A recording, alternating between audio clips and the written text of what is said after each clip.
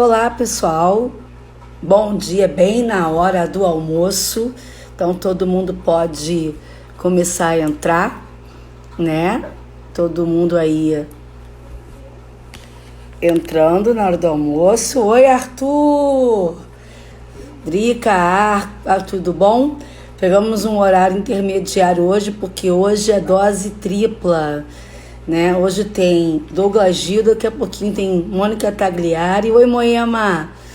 E depois, lá na MGB, eu vou estar falando com vocês também. Então, bom dia para todo mundo. Boa tarde, né? Pode ir pegando a comida, pode ir chegando. Então, vou falar um pouquinho do assunto de hoje, que é ressignificando a dor através dos exercícios aquáticos da reabilitação aquática. E não podia ser a melhor pessoa para a gente chamar do que o Douglas Gil, né? O Douglas Gil, além de ser um renomado fisioterapeuta da área, ele é um amigo de todos nós das atividades aquáticas. Oi, Douglas, ele já entrou, daqui a pouco ele vai me convidar.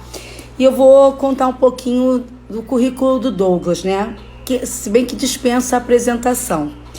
Ele é ex-judoca da seleção brasileira, ele é campeão pan-americano de judô em 1987, né? Ele foi graduado graduado em fisioterapia, pós-graduado em fisioterapia aquática, pós-graduado em fisiologia do exercício, pós-graduado em quiropraxia, pós-graduado em neurociência do comportamento, não sei se eu falei direitinho aqui. É docente da pós-graduação de Fisiologia do Exercício, é docente das pós-graduações da USP, tá? Eu mesmo não estou entendendo esse meu óculos novo aqui, da Unifesp, da AB, depois ele vai explicar melhor os nomes e da Serge. Coach do Albert Einstein também. Coach pela Sociedade Latino-Americana, tá? De Coaching, que é coach internacional. Ele é proprietário da clínica Douglas Gil. Ele tem mais de 2.000 cursos no currículo entre Estados Unidos, Japão, Porto Rico, Portugal, Espanha, Argentina, Uruguai, fora o Brasil todo. E ele é o pai da Carol, né? O pai da Carolina. Então, e foi pioneiro, né? Ele que criou o serviço da Maternidade Santa Joana, de hidroginástica e de hidroterapia, na qual a Cláudia Melli, na temporada 1, citou, né, lá atrás, e foi quando ela começou a trabalhar também com as gestantes e com os bebês. Então, nós vamos falar desse tema, ressignificando a dor através da atividade, do exercício físico e da reabilitação aquática, com o nosso convidado Douglas Gil, que ainda não me convidou. Douglas, eu preciso que você me convide, mas eu vou tentar sim. Vamos ver se vai. Né? Eu estou aguardando ele. Aí, tudo bem? Olá, tudo bem? Tudo bem. Eu estou de óculos novo, porque o meu quebrou.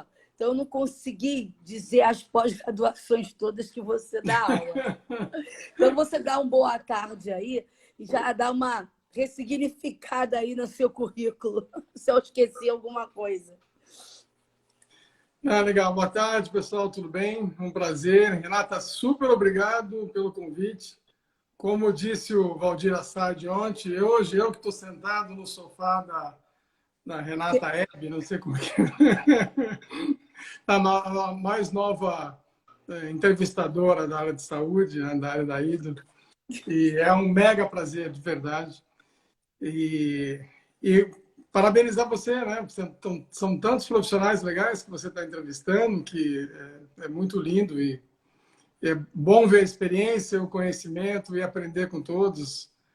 Talvez uma das coisas boas dessa reclusão nossa é poder, né, dar atenção para esses momentos e aprender bastante. Mas obrigado pelo convite, viu? Eu que agradeço. E ontem, né, o Valdir citou muito você e contou um lado seu que eu conhecia pouco, né? Eu sabia que você tinha suas andanças lá pela IA, mas eu não sabia dessa tal da recreação aquática, foi novo para mim. Mas hoje a gente vai falar, né, do Douglas, fisioterapeuta, do Douglas, especialista em exercícios aquáticos, do Douglas, que criou um método também para gestantes, para dor lombar, de um Douglas que vê a dor numa óptica diferente de muitos profissionais da área de saúde e da reabilitação e da fisioterapia. Então, assim, o assunto de hoje é sobre ressignificar a dor, né? Através do exercício e através da reabilitação. Mas aí, antes de começar a entrar no tema, Douglas, o que é ressignificar? O que significa essa palavra para você? É uma palavra que na verdade, eu sou apaixonado por essa palavra. Acho que esse tema é um tema muito importante, né? Antes, deixa eu só deixar um abraço para todo mundo que está falando aqui, né? Valdir, Nino, um monte de gente, Claudinha, etc. Todos os nossos amigos aí. É muito gostoso vê-los, dá vontade de parar e conversar com todos juntos. Uma coisinha antes, só para te falar, contar uma história antes que eu esqueça, porque o Valdir entrou e ele comentou ontem sobre a reabilitação aquática. Quando eu comecei com a parte de reabilitação aquática, não, desculpa, recreação aquática, quando eu comecei com a parte de recreação, que eu criei as aulas, que era para os maridos lá do Santa Joana acompanharem as gestantes, eu comecei a criar histórias e contar a história e fazer a coreografia, enfim. Acabou virando isso temático e foi uma coisa muito legal. Muito do Murilo Guerra, né, que fazia isso em solo, e eu fui pegando as coisas do Murilo e tentando fazer isso na água. Mas o Valdir, ele me ensinou muito. Aí que eu entendi o que era a recreação. E eu só queria contar isso. Uma vez num congresso brasileiro de fisioterapia, no AMB, lotado o congresso, a gente tinha umas palestras sobre ginecologia e obstetrícia. E eu tinha uma palestra preparada, com todo carinho, estudo, baseado em um monte de coisa. E estava eu e a Mirka, que é uma outra grande fisioterapeuta de gestantes, assistindo uma palestra de uma professora. E ela simplesmente falou totalmente o oposto do que a gente entendia, o que a gente ia falar. E aí os alunos começaram a discutir com ela no meio da palestra. Gerou um estresse. Ela em cima do palco, gritando com o aluno, xingando. Enfim. E aí, de repente, acabou a palestra dela, eu entrei naquele clima, né, horrível. Eu falei, cara, não preciso mudar isso. Eu falei, eu vou arriscar. Se eu não fizer isso agora, ou vai virar um sucesso ou vai ter uma catástrofe. Lembrei do Valdir Assad e cantei a música e fiz todo mundo ficar em pé. Falei que a gente mexia, falava em corpo, mas mexia muito com a gente mesmo. Eu falei, vamos desestressar. E fiz aquela musiquinha do Aratatá, né? Aratatá, guli, guli, guli, toca aquilo. Cara, aquilo foi um sucesso. Assim. Você imagina, eu me senti um superstar, no teatro lotado, todo mundo fazendo coreografia, cantando, e aí, quando eu comecei a dar aula, já tinha outro ambiente. E isso graças ao Valdir, a coragem que a gente teve para... Bom, deixa lá, vamos falar um pouco sobre o que é ressignificar.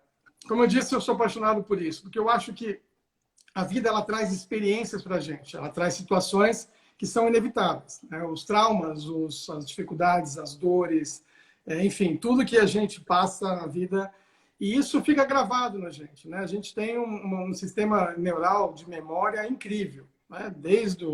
De tudo, desde a infância, né, até os momentos mais recentes.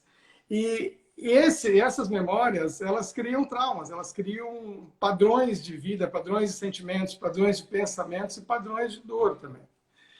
E o ressignificar, na verdade, não é você ignorar isso, mas é você olhar por uma ótica o problema e encontrar uma forma de você aprender com aquele processo, de usufruir do processo. Que normalmente a gente tem a ideia de que tudo que é ruim, ou tudo que é dolorido, ou toda situação desagradável, ela simplesmente traz uma lição desagradável, de dor, talvez de trauma. E a ideia do ressignificar é justamente achar uma forma que a gente consiga transformar o problema numa saída, num crescimento, num aprendizado. E é uma oportunidade que a vida coloca para a gente para que a gente cresça e mude. Eu acho que é a minha forma de ver a vida assim, né? A vida bate e a gente tenta pegar aquela força da batida e transformar aquilo em algo produtivo. Isso, para mim, então, é ressignificar. Eu me lembro que assim a gente sempre tem umas conversas filosóficas, né, Douglas? Eu lembro que lá no Jopef, eu fui fazer um curso com você de lesões. Eu fiz vários cursos com você, um de lesões que poderiam acontecer na água. E eu falei assim, como lesões na água, né? E aí eu fui fazer esse curso. Depois a gente ficou, jantamos lá no hotel e ficamos até umas 3 horas da manhã filosofando sobre a vida, né?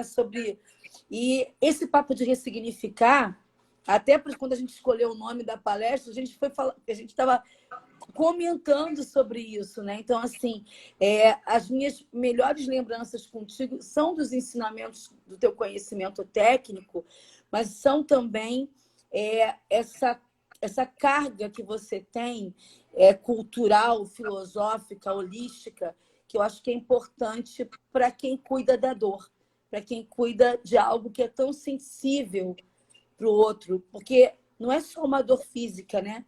É uma dor que também paralisa o emocional, paralisa a sua vida social, muitas vezes, te deixa num isolamento, inclusive laborativo e social, né? Então, dentro desse conceito que você acabou de falar de ressignificar, como você coloca em prática, né, essa ressignificação da dor através do exercício da reabilitação aquática? Bom, é bem complexo. Vamos tentar fazer de uma forma simples, né? Isso daria um assunto para a gente conversar muito tempo. A minha principal questão, na verdade, eu acho o meio fundamental. Depois a gente explica um pouco por que na água a gente tem comportamentos de dores diferentes. Então, o meio aquático é um meio que, desde o físico até o psico introdutório, o emocional, enfim, a gente resgata coisas incríveis, né? Mas eu acho que esse processo do tratamento, de ressignificar a dor, de entender o processo todo, ele tem que partir do profissional mesmo. Então, a gente tem vários instrumentos, né? A piscina com exercícios e com a terapia é fantástico, as terapias psicológicas, né, emocionais são importantes, enfim, vários recursos, mas eu acho que é fundamental o olhar de quem cuida, né? Do profissional que vai receber esse aluno, esse paciente, com um quadro de dor, com um quadro comprometido. Então, esse primeiro processo, eu sempre... talvez, assim, o que me chama a atenção é que eu entendo que hoje, o que eu estou pensando hoje, ele praticamente é 90% do que eu pensei ontem. E vai ser 80% ou 90% do que eu vou pensar amanhã. Então, tem uma linha interessante, porque esses pensamentos, eles geram as mesmas emoções. E essas emoções que a gente sente geram os mesmos comportamentos. Eu vou ter aqui aquela característica de comportamento. Se eu tiver os mesmos comportamentos nessa situação, eu vou ter as mesmas atitudes. E se eu tiver as mesmas atitudes, eu vou voltar para o mesmo processo. Então, eu acho muito legal que a gente consegue pensar nesse processo de tratar do paciente, tratar da dor, e fazer com que ele vivencie essa mudança e essa visão do que ele pensa, como ele sente, qual é a característica da compreensão dele em relação ao trauma, à dor, ao processo que ele passa. Então, um exemplo interessante.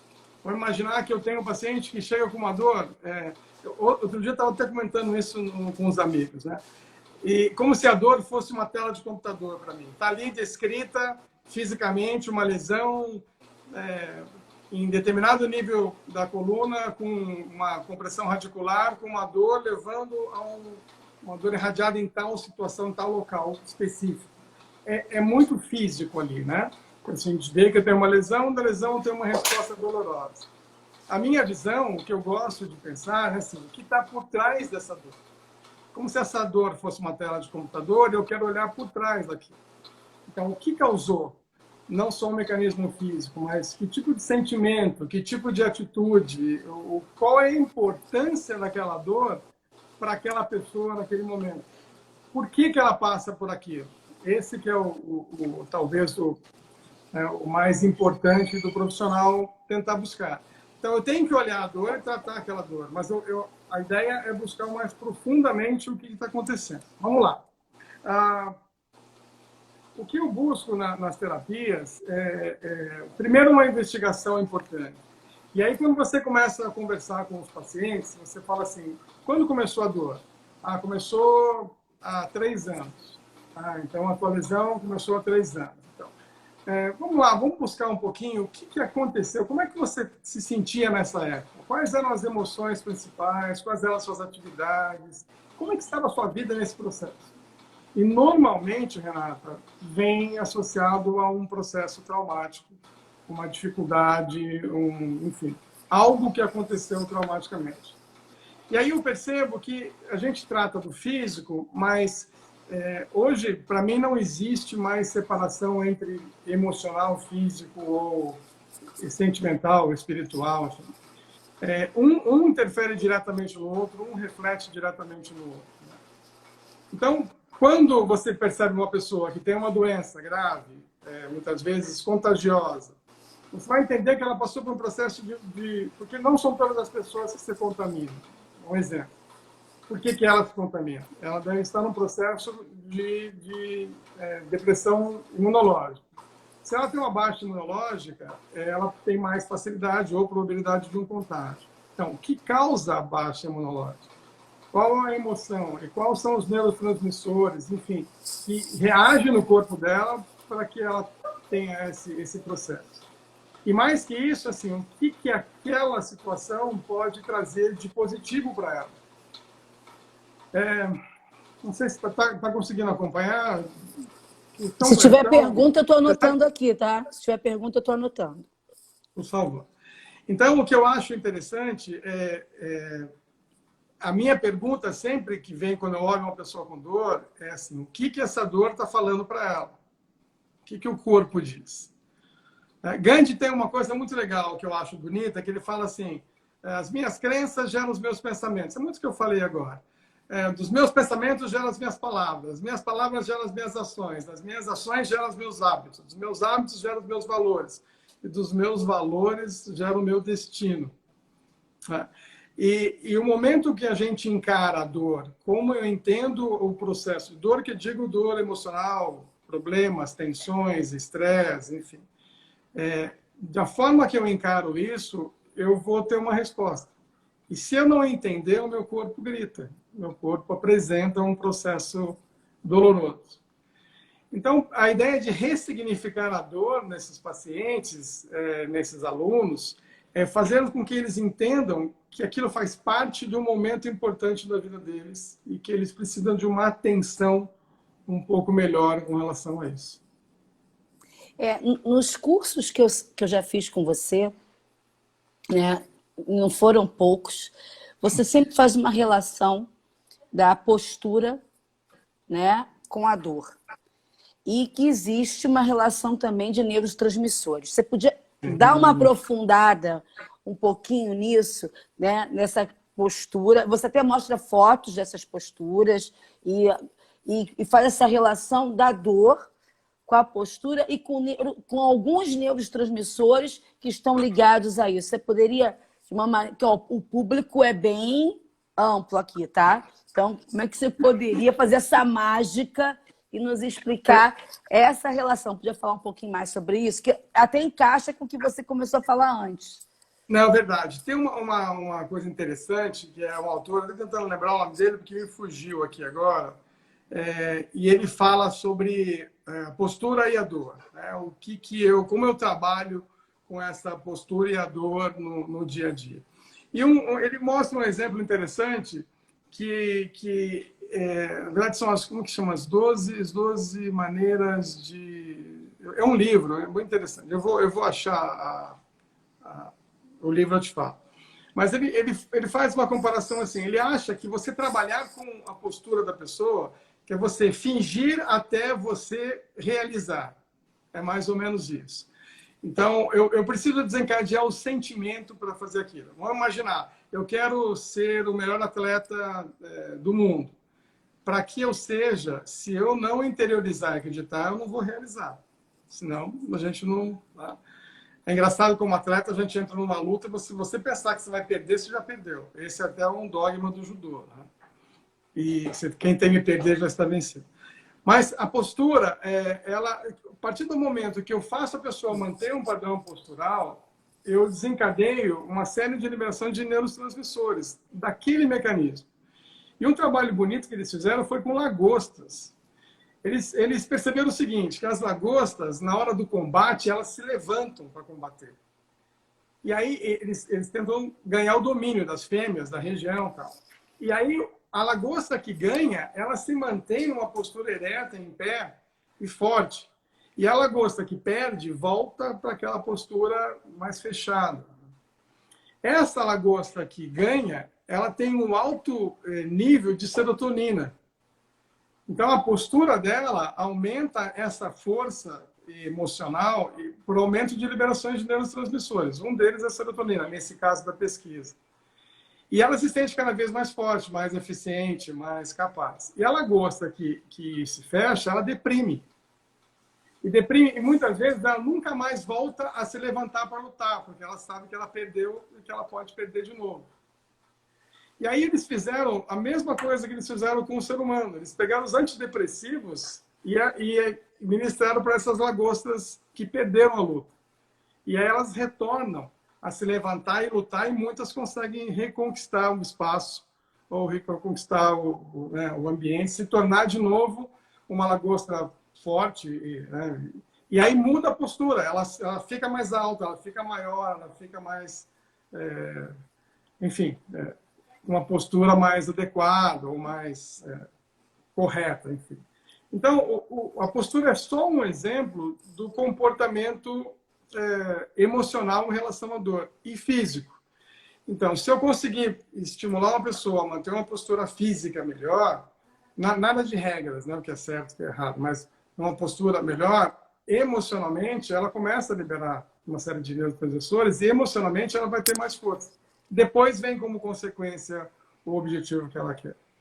Por isso a importância do exercício, a movimentação, fora todos os neurotransmissores do exercício, mas a melhora de postura, a movimentação, a noção espacial, coordenação motora, tudo isso influencia nessa relação de liberação de neurotransmissores. Por isso que eu acho que a postura sempre é importante. E, assim, é muito interessante, Douglas, porque você está muito alinhado com a educação física, porque você foi atleta, né? E é uma atleta de alto rendimento, que lidou com a dor também no limite, porque, né? E sabe o que é isso, sabe que é treinar no limite, sabe que é competir no limite da dor e como controlar também através, né, da mente essa dor, né? O judô tem muito disso também, de trabalhar nisso. Então você sempre esteve muito alinhado com a educação física. E você trabalha e gosta de trabalhar com equipes multidisciplinares. Tanto que você dá aula, né, em pós-graduação de fisiologia do exercício. Como que o Douglas, né, começa a conversar, com o esporte o Douglas sempre conversou. Com a atividade física, o Douglas sempre conversou. Mas o Douglas, fisioterapeuta, começa a dialogar com a educação física profissionalmente nas parcerias. Foi no Santa Joana ou veio antes disso? Bom, a minha vida foi de esporte, né? Eu literalmente aprendi a andar em cima do tatame. Os primeiros passos que eu dei andando foi em cima de um tatame onde meus irmãos treinavam. A partir dali nunca mais deixei. Né? Em 83, 84, por causa do judô, eu fui estudar fora. Fui para os Estados Unidos, fui competir pela universidade, dar aula na universidade e tal. E quando eu voltei de lá, foi lá que eu conheci o trabalho de grávidas. Antes da minha aula de judô, tinha um grupo de grávidas. E eu sempre fui apaixonado por grávida pelo processo mais filosófico de pensar assim, quem que vem? Qual é a missão dessa pessoa? Como é que foi a gestação dos maiores estrelas, dos maiores mitos do mundo, né? De Gandhi, de Jesus, enfim. E isso sempre, desde garoto, eu não sei porquê, isso sempre me veio à cabeça. E aí eu me apaixonei por aquele grupo de grávidas e lá eu comecei a participar das aulas, ajudando como professor. E levei as meninas para a piscina, porque eu queria diminuir a dor delas. Nem sabia o que ia fazer e acabei criando... Né? E lá eu fazia... Os cursos são juntos, né? Educação física e fisioterapia. Você faz matérias, né? Então, um estava integrado no outro. Quando eu voltei para o Brasil, o meu irmão, que é o Bach, que é um grande professor de educação física, tinha recém-inaugurado com os amigos, uma sociedade ali, de uma academia de ginástica, que era da família. Teoricamente, a gente tinha 50%. E eu caí nesse, graças a Deus, caí nesse universo de academia. A gente está falando de 85, né, mais ou menos. E aí, em 85, assim, começava o fenômeno da aeróbica, né? Jane Fonda, etc. Então, começava o Mauro Brisolini começando as aulas na primeira runner que tinha, que era pequena. E a nossa academia acabou crescendo muito, né? Era completa, natação, musculação, ginástica, alongamento, spinning, enfim. E aí, ali, eu comecei a aprender a educação física. E como eu tinha, na época, eu não tinha CREF, né? Não existia regulamentação. Eu comecei a dar aula, eu tinha a responsabilidade de aprender. Eu falei, eu preciso aprender isso. E fui para a área de educação física, fazer milhões de cursos, Valdir Brabante, o pessoal da USP, desde a parte de fisiologia, eu já gostava. Isso fazendo faculdade, terminando a minha faculdade, que eu tinha um ano para terminar, um pouco mais, aqui no Brasil. Eu tinha que fazer a faculdade, acabei fazendo do começo ao final. E, ao mesmo tempo, dando aula de ginástica. Então, dava aula, quem não me conhece há muitos anos, dava aula de ginástica aeróbica, né? Comecei para lá, enfim, no palco na ENAF, vocês já devem ter visto umas coisas assim. Fui sua aluna. Então, e aí não tem como não integrar. Para mim é fantástico. Uma coisa que eu trouxe para a fisioterapia, que vem da educação física, é essa alegria. Eu falava assim, por que um fisioterapeuta, ele sabe mexer no paciente, mas quando faz uma terapia em grupo, ou a comunicação dele, não tem essa energia da educação física. É vida, precisa ter energia, movimento. E eu levei muito isso para a fisioterapia. E está intrinsecamente conectado, né? Esse amor pelo esporte, essa relação, admiração que eu tenho para os educadores físicos e pela profissão, que eu vivi 21 anos de academia, eu tive 21 anos de academia. Então não tem como separar, né? E aí a gente conhece esses amigos, essas pessoas, e viaja juntos, e congressos, aprende o tempo todo, faz milhões de amigos, é muito legal. A gente até acha que você é o fisioterapeuta mais profissional de educação física que a gente conhece, porque você está sempre com a gente. Eu acho que, né, você está sempre com a gente. Mas assim, aí você vai e faz uma pós-graduação em fisioterapia aquática, e eu sei que você domina várias técnicas de relaxamento, desde o Atsu, tá, até Hello Week, Bad Ragaz e outras coisas mais que acontecem dentro da água e que são terapias, protocolos, até o ponto que você também cria o seu próprio método também. Então, por que para você o elemento água é tão importante na reabilitação? Que começou empírico, né? Começou intuitivo, mas depois virou um dos seus objetos de estudo e aonde você é altamente reconhecido também, né?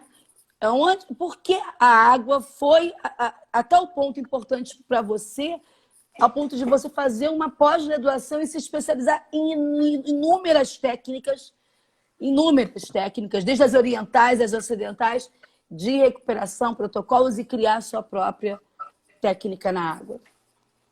Então, acho que o principal ponto foi essa visão de entender o que está por trás do processo, o que está por trás da dor, da onde vem isso. E entender que muitas vezes os protocolos convencionais, eles poderiam, muitas vezes, melhorar o quadro de dor da pessoa e, muitas vezes, curar aquele processo. Mas o que eu vi era assim, muitas pessoas, eu tratava do ombro, o ombro ficava ótimo, e depois de um mês seguinte ele vinha com uma dor no cotovelo, depois vinha com uma dor no joelho, depois uma dor na cervical. E eu entendia que, fundamentalmente, o sentido da dor era o mesmo. A necessidade da dor, o processo de dor. Então, eu queria buscar e tentar fazer esse processo de ressignificar esse momento de sofrimento dele e entender aonde vinha o processo, de onde que nascia. E isso começou com grávidas, né? Por que as grávidas têm dor lombar? Será que é só por causa da mudança hormonal, por causa do peso, alteração de mobilidade? E aí a gente entende assim, muitas não têm problemas, passam uma gestação fantásticas, não são atletas, nunca fizeram exercício, têm milhões de encurtamentos, têm desvios importantes na coluna e não tem dor. Outras são atletas, são super bem, têm flexibilidade, têm coordenação motora e têm muita dor.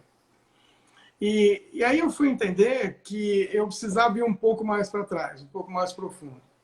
E eu fui empiricamente, né, intuitivamente, na verdade, empiricamente não, porque eu estudei muito a parte de cinesiologia, anatomia, biomecânica, para criar movimentos de tração, movimentos na água, o estudo da água, né, a água como movimento, né, ação, reação, enfim, flutuação, todas as propriedades físicas da água, para conseguir fazer movimentos junto com as trações que eu buscava ali de liberação de tensão, pensando em fáscias, em grupos musculares grandes, muito na região de quadril e coluna. E no final desse trabalho, onde depois de 50 minutos a pessoa relaxou, está bem, está tranquila, eu colocava, tem uma técnica que coloca a pessoa na posição fetal. E aí aconteciam as catarses. E as primeiras catarses me chocaram. Então as pessoas voltando chorando, voltando contando histórias de infância. Teve um caso em especial que essa grávida chorou compulsivamente, mas de alegria, era uma choro de emoção. E ela falou, Douglas, eu vi minha mãe cozinhando, eu acho que era muito pequena, devia ter uns 6 anos. Eu vi a imagem, senti o cheiro da comida. E eu falei, pô, que legal, né? Entendi, achei que aquilo fosse importante, fiquei feliz e tal. E sempre intrigado, né? Como a gente consegue chegar profundo, né? Através de toque, através de movimento. Na sessão seguinte, a mãe dela veio junto. E a mãe dela é uma Patrícia, eu esqueci o sobrenome dela, mas é uma psicanalista super famosa em São Paulo. E ela falou assim, eu preciso conversar com você. Eu queria entender um pouco o que você fez com a minha filha. Eu falei, mas por quê? Ela falou, ela trouxe uma memória de uma cozinha com as panelas penduradas e eu cozinhando para ela. Nós mudamos dessa casa, essa menina tinha 9 meses. E eu tinha que cozinhar para o meu marido e para o meu outro filho, eu colocava ela no cadeirão para brincar com ela enquanto eu cozinhava. E você trouxe uma memória com ela 9 meses. O que você fez? E aí que eu entendi como a água, que é esse ambiente que imita um processo uterino, e a posição uterina, após você criar vários estímulos sensoriais, estímulos de relaxamento, onde você quebra muitas vezes as estruturas de defesa. Quando eu flexibilizo uma pessoa fisicamente, eu também flexibilizo emocionalmente. Observa, por exemplo, a contratura muscular, né? Quando tem uma contratura muscular, normalmente é na tensão. Então, é um mecanismo de proteção. Alguma coisa está acontecendo, eu preciso me proteger. Quando a gente consegue flexibilizar aquilo, liberar e trabalhar, e voltar para aquela situação de desarmamento, e você se permite a chegar nessas situações de maior prazer, de maior profundidade e de essência, né? Que seria a vida intrauterina, nascimento, começo da vida. E aí você não parou mais, né, Douglas? Porque assim, você é um fisioterapeuta que você defende, você participa inclusive de congressos de fitness na parte aquática e você faz essa relação, né? Como fisioterapeuta, qual é o teu olhar, né, na diferença ou na contribuição, né, do exercício na água versus a reabilitação na água para a prevenção ou para o tratamento da dor? Fantástico isso, porque isso é bem amplo, eu acho incrível. Como eu disse, o ambiente aquático ele traz algumas coisas sensoriais que na Terra a gente não tem. Então, na hora que eu coloco uma pessoa na água, eu crio um input sensorial absurdo. Temperatura, pressão da água, o estímulo dos receptores táteis térmicos, Ruffini, Pacini, enfim, né, Krauss, enfim, todos os receptores. E isso gera uma informação, um input sensorial muito grande. Fora isso, eu tenho uma alteração homeostática, né, circulatória, muito diferente. Eu aumento, quando eu estou na água com a altura no ombro, eu aumento a quantidade de sangue em tórax e cabeça, quase 1 litro numa pessoa normal. Então, isso faz com que todos os baroreceptores, né, cardíacos centrais mudem a informação. Ali, eu vou ter uma resposta de memória, vou ter uma resposta de compreensão, vou ter uma resposta sensorial muito maior que comparado com aquele estímulo que já está acostumado. Na neuro, a gente estuda muito isso, né? O estímulo acostumado, o estímulo neutro, onde você cria os estímulos para sair daquela zona de conforto, enfim. Quando eu vou para a água, isso acontece. E aí o movimento, ele traz memória. É muito interessante isso. Tem uma vez, uma colega me falou, e eu comecei, não era nem da área de saúde, mas é psicóloga, ela falou assim, pega a mão da pessoa, da tua namorada, e começa a massagear a mão da tua namorada. Massageia, massageia, massageia. Principalmente quando ela estiver quieta. Você vai ver que ela vai falar coisas importantes para você. E eu entendi que é isso. Quando eu tiro a atenção, eu desarmo, eu crio outros input sensorial que traz informações. A água faz isso naturalmente. Diminui a sensibilidade dolorosa, enfim. Né? Quando eu faço a relação de reabilitação, prevenção e exercício, quando eu faço, é a mesma coisa, porque quando eu faço qualquer estímulo importante ali, desde o estímulo de um exercício, pensando num equilíbrio de grupos musculares, cadeias musculares, a automação daquela postura e muitas vezes a maneira da comunicação que eu faço com meus alunos, eu crio uma consciência corporal muito maior. Por isso que é preventivo. Então, quando eu dava aula de hidroginástica na academia, em congressos, e na academia eu fazia uma experiência que era incrível, que era assim, qual que é meu grau de comunicação e aonde eu quero chegar no meu aluno? Já que ele está com esse input sensorial. Então, teve dias que eu chegava e falava assim, pessoal, estou sem voz, vamos nos gestos. E mentira. E eu dava aula gesticulando, 1, 2, vira, roda, coreografias e tal. E aí, no outro dia, eu falava assim, gente, o joelho está mal, eu vou dar aula, vou só falar para vocês. Então, vai. E aí, voz. Até o dia que eu falei assim, gente, eu vou dar uma aula para vocês, quero ver quanto vocês estão atentos. Virem de costas, que eu vou falar e vou expressar a minha aula, vocês vão ter que fazer. Quando eu consegui fazer isso, eu percebi que eu criei uma comunicação. E os resultados da percepção corporal neles foi nítida. Alguns falaram assim, nossa, estou sentindo mais forte, eu estou bem, eu estou mais animado, posso fazer uma atividade em solo agora, posso criar coisas diferentes, enfim. Isso é muito legal. E na fisioterapia, quando você trata a dor, é exatamente o mesmo propósito. Você tem um grande input sensorial. Vamos ressignificar essa dor, então? Vamos fazer essa pessoa entender que com esse input todo, né, com essa sensibilização toda, essa dor ela tem uma comunicação, o que o corpo está te falando. Que para mim a dor ela é uma conversa do meu corpo comigo. A dor é talvez a melhor coisa que exista dentro do processo fisiológico. Tudo que agride a gente, eu tenho uma resposta. É que nem o estresse. A gente acha que o estresse é péssimo. Né? O estresse é importantíssimo. Cortisol é fantástico. Só que tudo que é em excesso acaba sendo prejudicado. Né? Mas o estresse me coloca em alerta. Quando eu acordo de manhã, o meu cortisol começa a subir. Eu preciso estar atento à minha sobrevivência. E aí, nesse processo de entender esses mediadores químicos, como o corpo reage, qual é a informação que ele quer dizer, a gente trata a dor e o paciente inconscientemente entende o processo que ele vive. Então, ele chora, ele expressa, ele conta coisas que não tem nada a ver. Ele lembra de situações. Puxa, você falou agora, eu lembrei que naquela época eu terminei um casamento. Ah, entendi. Então, isso é muito interessante, né? E a água ajuda. E, sabe, Douglas, não sei se... Acho que a gente conversou já isso há um tempo atrás. Eu tenho uma faculdade de fisioterapia incompleta, né? Eu parei no 7º período. Eu fui da primeira turma da Gama Filho de fisioterapia. Eu parei para fazer uma pós em atividades aquáticas, tranquei, depois emendei na psicomotricidade, não voltei mais.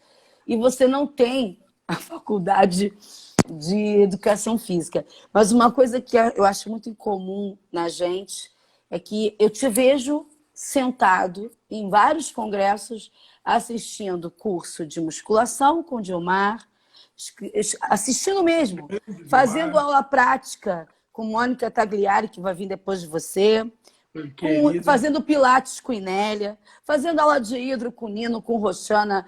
Você é instrutor internacional do PELAIA, quer dizer, no Brasil você não pode dar aula porque tem uma... Mas você é um instrutor internacional pela EA e você pode dar aula em qualquer lugar do Brasil por essa instrução. E eu, como professor de educação física, eu me relaciono também com profissionais da fisioterapia que estão ligados. Então, assim, eu assisto muito curso seu e como também muitos outros cursos. Eu trouxe na outra temporada um fisioterapeuta chamado Dr. Fernando Zican, que ele também é ligado ao movimento e ele é fisioterapeuta, ele é da Faculdade Federal do Rio de Janeiro e ele tem um grupo de pesquisa do Corpo de Baile do Teatro Municipal. Ele trabalha com bailarinos, trabalha com Bolshoi também. Ele falou sobre essa relação de postura. Então, ele também tem essa relação com o movimento.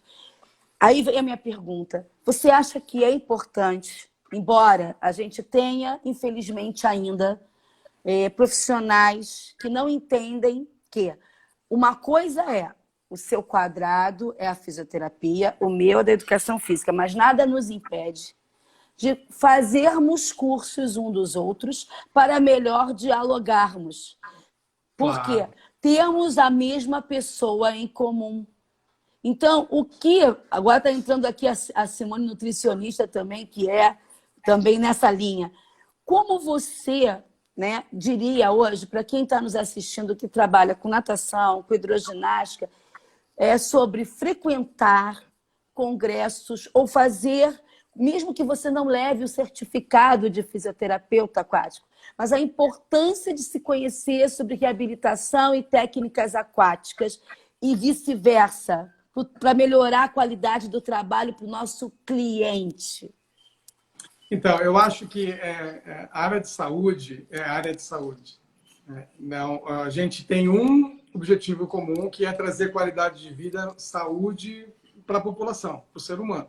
Entendê-los e trabalhá-los. Uns trabalham com cura, outros trabalham com condicionamento ou com prevenção, outros trabalham com orientação e nutrição, enfim. Mas, se você observar, todos estão interligados. O que eu acho assim, fundamental, eu acho que por causa do judô, da minha disciplina, da minha característica, eu nunca procurei invadir nenhuma área. E até o momento onde existiu o CREF, essa é uma curiosidade, eu fiz muita campanha para começar o CREF nos congressos da ENAF, do BATA. Na época não existia. Eu entrei em salas para dar palestra e falar, olha, na fisioterapia nós temos o conselho, é fundamental, vocês precisam se registrar, precisam, enfim. Por quê? Porque a partir da hora que você tem uma integração de profissionais, você tem um crescimento da profissão. E aí, existe uma ética fundamental. Eu posso olhar tudo. Eu entro em congresso de cirurgia cardíaca. Eu não vou ser cirurgião, nem vou fazer uma cirurgia cardíaca. Né? Eu entro em congressos importantes de psiquiatria. Então, eu não sou psiquiatra, não vou prescrever medicação, não vou fazer terapia como um psicólogo faz. Mas eu vou criando alicerces e bases. E aí, conforme eu vou criando alicerces, a sua visão do ser humano, ela passa a ser um pouco mais íntegra. E aí eu consigo, a partir dessa visão, achar como que a minha atitude profissional, como que a minha profissão consegue chegar no ponto para ter um resultado mais eficiente. Seria como, por exemplo, o profissional de natação ou de hidroginástica, por exemplo, um profissional de natação de alto rendimento percebe que o atleta dele não está rendendo, e que existe uma questão que pode ser também está ligada ao emocional, como você falou, mas é física, de dor, e que aí chegou o meu limite. E por eu conhecer e frequentar cursos e dialogar, eu tenho a sensibilidade e, acima de tudo, a humildade e o conhecimento que eu tenho que ligar para o Douglas e falar assim, Douglas, eu preciso te botar esse atleta na tua mão. E a mesma coisa é quando você vê que o teu paciente já passou da fase da reabilitação e ele precisa voltar, desmamar de você, e aí você vai ligar para quem? Para aquele profissional de educação física que você conhece, que você confia, e naquela academia ou naquele estúdio que você sabe, agora meu trabalho acaba aqui, mas eu sei que fulano, beltrano, não sei o quê, vão agora te dar o que você precisa. Seria isso, Douglas? Exatamente isso, porque qual que é o objetivo, né, Rê? Você, quando cuida de alguém, trata de alguém, você busca, a essência é felicidade. Para mim, felicidade é o seguinte, é entender a razão do que a gente está aqui. Qual que é a minha missão como ser humano? Então, o que eu vim fazer aqui? Esse propósito, quando ele está alinhado e eu entendo, isso traz felicidade. Repara o seguinte, todas as vezes que você estiver triste, numa situação de conflito, pare e pensa assim, qual que é o meu propósito na vida? Na hora, você vai dar o valor para aquilo. Fala, peraí, então isso daqui não tem tanto impacto assim. Meu propósito é isso, eu vou seguir num caminho. E eu acho que o profissional de saúde, e o propósito dele de vida, é poder fazer bem às pessoas e trazer a essência da felicidade, que é despertar exatamente esse sentimento. Porque quando eu faço o meu paciente ressignificar a dor, entender que aquilo tem um valor, e que aí, a partir dali, ele tem um valor como ser humano, e ele tem uma missão como ser humano, ele entra num caminho que só pode levar à felicidade. E aí tem escalas. Então, atingir a minha escala aqui está legal, agora você precisa da continuidade nisso. Quantos pacientes eu encaminhei para psiquiatria, ou para psicanálise, ou para psicologia? Tá? E com resultados assim... Eu não esqueço, tem a doutora Juliana Colli, que é uma psicanalista fantástica aqui de São Paulo, a gente tem uma conexão muito legal. E um dia eu encaminhei um paciente para ele, que era um surfista, o cara vivia para surfar, ele tinha casa na praia, trabalhava no mercado financeiro que nem louco, todas as férias dele eram para surfar. Ele e a mulher surfava também. Um dia ele foi diagnosticado com uma hernia de disco e o médico, esse é um problema que a gente poderia discutir, placebo e nocebo, o médico chegou e falou assim, olha, você não pode mais surfar. Não poder surfar acabou a vida dele, que era a razão dele de viver. Esse cara começou a entrar em processo depressivo, não reabilitava, até que veio para mim. Quando eu percebi, eu falei, olha, eu mudei o exercício, comecei a fazer exercícios, por exemplo, sair do chão e ir para a prancha. No dia que ele fez isso, ele chorou de emoção. Ele falou, mas eu não posso mais surfar. Eu falei, quem disse? Claro que você pode. Você muda a característica. Bom, enfim, mandei para a Juliana, e a Juliana me ligou no retorno, falou assim, você acertou na mosca. Esse cara chegou aqui com uma carta de suicídio. E aí, putz, trabalhou ali, acabou, a gente reabilitou ele, o cara surfa, até hoje ele viaja, Peru. Eu recebi um cartão postal agora do Peru, ele foi passar a quarentena, ele estava lá, fechou, ele falou assim, estou feliz da vida, vou ficar uns 40, 50 dias aqui só surfando. Ele estava lá quando fechou tudo. Ele não quis voltar. Então, ele achou o equilíbrio dele, está feliz, né? Família, etc. Então, acho que esse é o nosso propósito. Eu preciso trazer felicidade para as pessoas que eu atendo.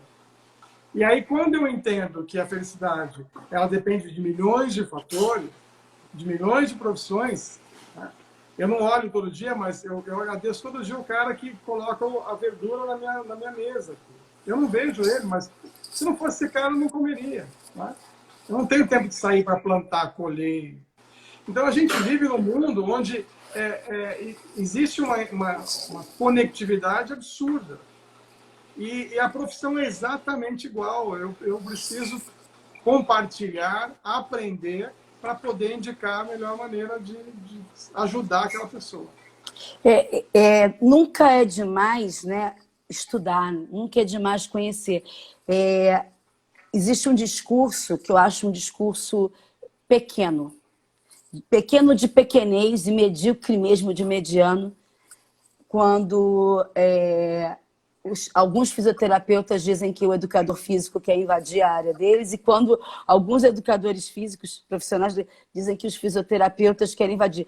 É porque são pessoas que realmente não dialogam, não estudam e não sabem realmente a diferença das ações uns dos outros e de como a gente se completa. Eu me sinto muito feliz, porque eu tenho na minha vida 3 grandes parceiros da fisioterapia, 4, porque eu não posso deixar de esquecer um.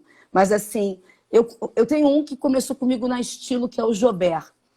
Ele fez Gama Filho comigo, eu espero que ele esteja assistindo. Ele é professor, mora em Cabo Frio hoje, é professor da Universidade de Fisioterapia.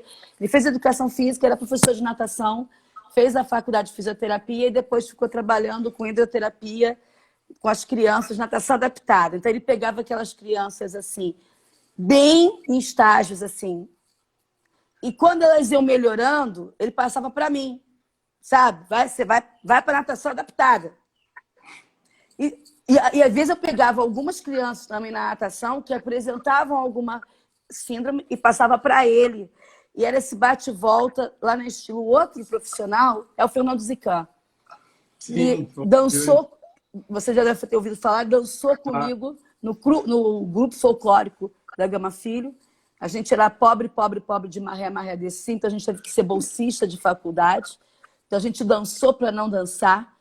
E aí ele é esse fisioterapeuta maravilhoso que é ligado à dança, mas ele tem uma visão como você, né? O outro é o nosso querido Zé, lá do Sul, que é da hidroterapia também, e você.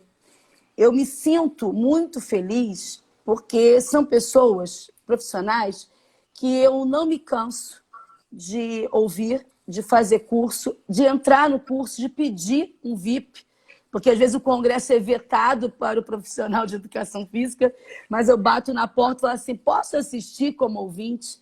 E isso só me trouxe crescimento, não só como profissional de educação física, mas como futura psicomotricista, porque ainda não sou ainda registrada, mas tenho a formação de psicomotriz, sou especialista, porque é olhar o corpo inteiro, né? Então, Douglas, o que você diria? Eu vou ter que já te convidar para a 3ª temporada, para a gente falar só de gestante. Tá? Você já está pré-convidado aí. Depois a gente vê a data. Porque não vai caber. Porque você foi muito conhecido no início, aqui no meio, pela gestante. Então, é um capítulo à parte que merece uma live à parte. Mas o que você diria para nós da educação física sobre isso? Não tenham medo do fisioterapeuta. O que você diria para a gente que está aqui? E vice-versa, para os fisioterapeutas que também estão aqui. Você sabe o que eu acho? Né? Eu acho que o conceito de conhecimento e ignorância, ele tem que estar presente o tempo todo para a gente. Então, no momento que eu acho que eu sei tudo, eu não preciso aprender mais nada. E nesse momento, eu fecho as portas para uma série de coisas. Para poder aprender, para poder ensinar, enfim. Né? Eu acho que você já compartilha esse sentimento. Quanto mais eu aprendo, mais eu percebo que eu não sei nada. Né? Você fala, nossa... E aí, o que acontece com os profissionais de hoje? Como o mundo... talvez esse entre um processo do ressignificar. O mundo ele é um mundo ingrato no sentido de pôr a gente para baixo. Quantos elogios você já recebeu e quantas críticas você já recebeu? Não é? Eu lembro que eu mudei para São Paulo, que era pequeno, fui para um colégio do estado e eu não conseguia, o nível era diferente, eu não acompanhava a aula de matemática. E a professora, no meio de todo mundo, virava para mim e falava, você é burro. Vai para a lousa e faz o exercício. Eu não sabia. Ela falou, vai ficar aí o dia inteiro, até você fazer. Como? Né? Eu não sabia. E aquilo criou um bloqueio para mim. E aí matemática foi um problema até a 7ª série, onde um professor olhou para mim e falou assim, putz, você é diferente, hein? Me ensinou um exercício, eu fiz rápido, ele falou assim, você foi mais rápido, você é melhor. Você, cara, mudou minha vida, aquele cara. O que elogio ali para mim, do incentivo que ele teve, e ainda eu tive a oportunidade no Santa Joana de atender a mulher dele grávida. Foi agradeci assim, né? Que ele mudou minha vida.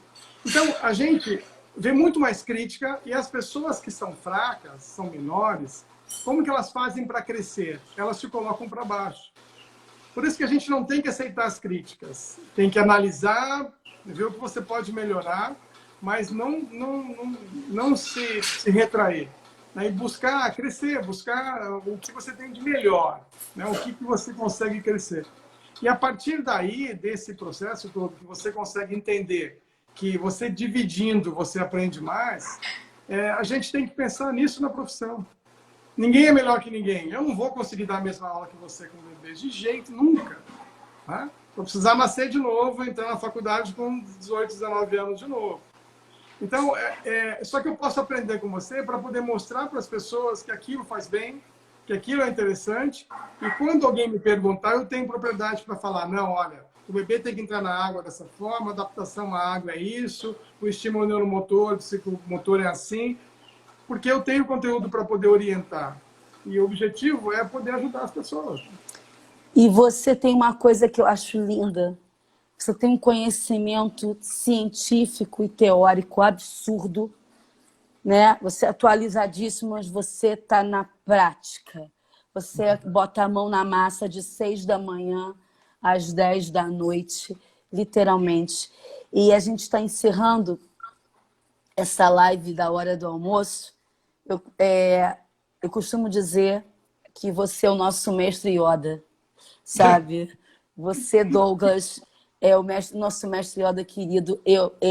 Realmente, eu aprendi a te entender ainda melhor depois que eu virei coordenadora de uma equipe de judô e que eu fui ler Jigoro Kano. E aí eu vi o quanto que ele é coach. O quanto que Jigoro Kano é o máximo e o quanto tem muito dele em você, engramado em você para ser esse fisioterapeuta que você é. Muito obrigado, Douglas. Você finaliza dizendo onde as pessoas te encontram e as palavras finais são suas. E eu só posso dizer que você mora no meu coração e eu amo passar as madrugadas conversando com você pelo WhatsApp, pelo telefone, pelo Instagram ou nos congressos sentado no sofá. Eu que adoro. Obrigado. Você finaliza. Obrigado por essa oportunidade que você está fazendo com as lives, a gente aprender mais e encontrar esses profissionais lindos aí. Eu queria mandar um beijo para todo mundo, né? Eu não consigo acompanhar, que se eu ficar olhando ali, a gente acaba... Eu vou gravar e tá salvo também, você vai ver. Mas eu vi, Nina, eu vi o Fábio Jacais, que é um grande fisioterapeuta da fisioterapia aquática. Tem a Bia Gelli, o André Nessi. Pô, que legal, o Bicudo, eu vi. Bicudo. E o meu irmão, né, o Bar, foi o meu grande professor em todos os sentidos de vida, era meu espelho de vida desde garoto. E é um grande educador físico, aprendi muito sobre educação física com ele, muita gratidão. E minha filha, que eu acho que deve estar também. Né? Seu maior projeto de vida, Carol. Uma mulher já conheci pequena. Mas, a razão de viver. Mas eu queria que você finalizasse.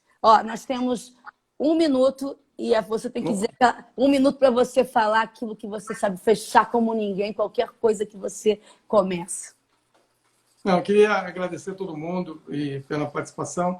Eu acho que ninguém chega a nenhum lugar sem ter o apoio dos outros, sem ter um grande número de amigos suportando, aconselhando, chamando atenção.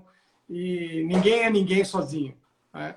No Japão, a gente escreve, o homem escreve em 2 palavras, são 2 risquinhos. Assim. E o simbolismo disso é assim, se um sair, o outro cai. Então, a gente precisa do outro e essa integração, essa união é o que mais me move. Eu amo gente, amo pessoas, amo viver e poder trocar experiência e aprender com essas pessoas, com os amigos, é o que me motiva. Espero que motive em todo mundo também isso. Carol acabou de dizer, te amo, pai. E com a frase da Carol, em nome da toda a comunidade, Douglas, eu te amo muito, você sabe disso. E agora o Brasil todo já sabe também, Argentina, Portugal, enfim, obrigada. E na 3ª temporada você volta, porque a gente precisa continuar falando de gestantes. Tem a Mônica da Argentina aqui, que é uma linda que eu esqueci de falar. Tem Argentina, Portugal, tem Panamá, tá uma loucura isso aqui. Beijo, amor. Um beijo enorme, viu? Obrigado pela... Obrigado. Live salva. Beijo. Legal. Te amo, Te amo. Beijo grande.